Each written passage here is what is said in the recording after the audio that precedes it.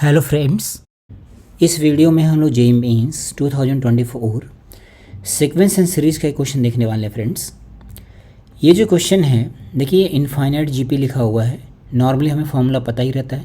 यहाँ पे ये जो एक्सप्रेशन लिखा हुआ है, बस इस एक्सप्रेशन का मतलब समझना है, इस एक्सप्रेशन का मतलब समझना है। तो ये बेसिकली ये जो क्वेश्चन है ये कैलकुलेशन बेस्ड है।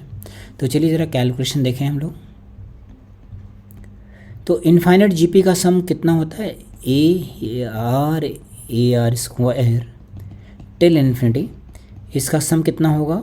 S infinity will be a upon 1 minus r. ये फॉर्मूला होता है जहाँ पे आर की वैल्यू क्या हो जाती है? -1 to 1, या ऐसा बोल सकते हैं mod r is less than 1। ये कंडीशन होती है। तो इस फॉर्मूले को आपको इसी तरह से याद रखना friends, with the condition of common ratio, है ना।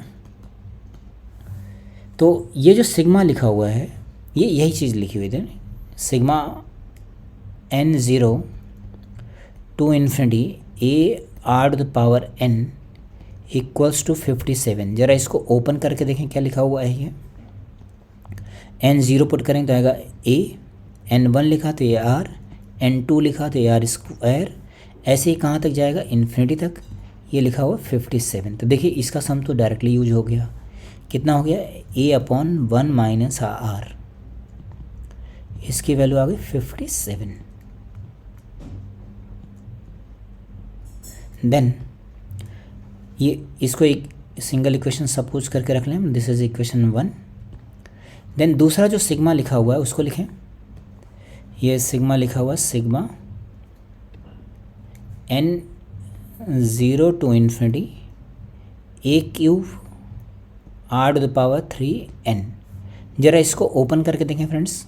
n की जगह पे 0 लिखेंगे तो आएगा ए क्यूब, n की प्लेस पे 1 लिखा तो आएगा ए क्यूब आर क्यूब, 2 लिखेंगे तो आएगा a cube r to the power 6, ऐसे 3 लिखेंगे तो a cube r to the power 9 till infinity.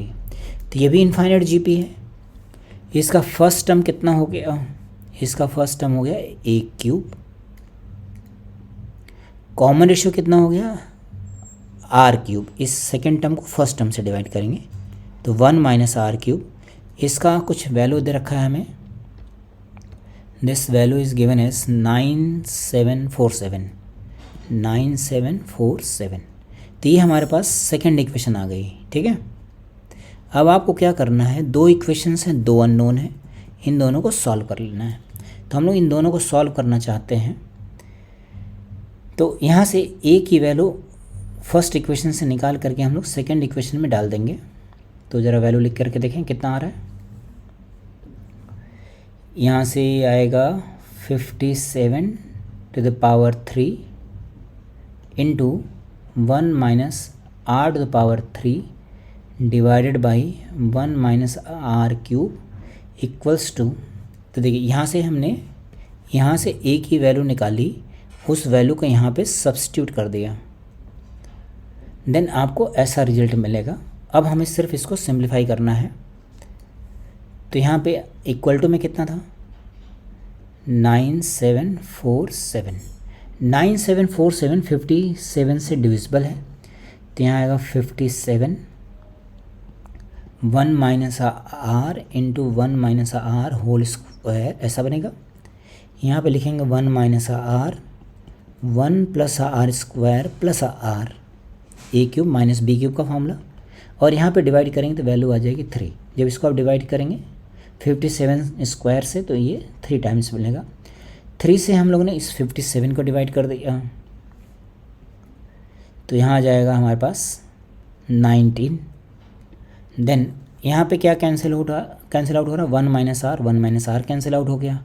तो हमारे पास फाइनली वैल्यू में क्या मिलेगी? यहाँ से मिलेगा 19, 1 plus r square minus 2 r, और यहाँ पे क्या मिलेगा? 1 plus r square plus r. सभी को लेफ्ट साइड में लेके आते हैं तो आएगा 18 r square minus 38 r plus 18 equals to 0। इसके फैक्टर्स लिखेंगे फ्रेंड्स। तो इसके फैक्टर्स कैसे लिखेंगे हम लोग? 18 को ब्रेक कर देंगे तो आएगा 2 2 3 3 3 3। तो ये हो जाएगा 12 एंड 27। 12 प्लस 27 कितना हो गया? ये आ गया हमारे पास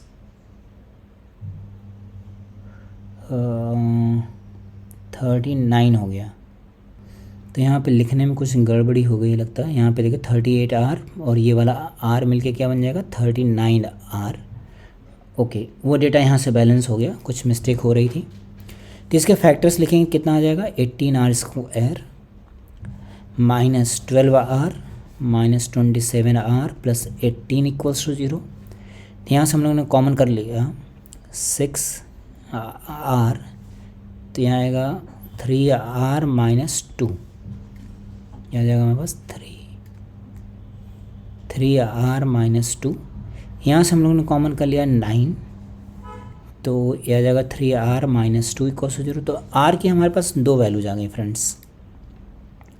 R की वैल्यूज़ क्या आ गई हमारे पास, देखिए यहाँ लिख लेते हैं। तो R की एक वैल्यू आ गई 2/3 और दूसरी वैल्यू कितनी आ गई 9/6।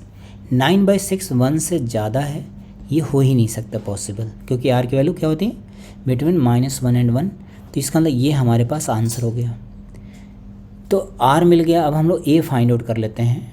A को हम लोग कहाँ से फाइंड आउट करेंगे, यहाँ से फाइंड आउट करेंगे। यहाँ से A की वैल्यू निकाल लेते हैं, कितना आ गया 57 इंटू 1 माइनस 2/3, तो ये आ जाएगा 1/3, मतलब ये हो गया 19। तो हमारे पास A और R दोनों की वैल्यू पता लग गई।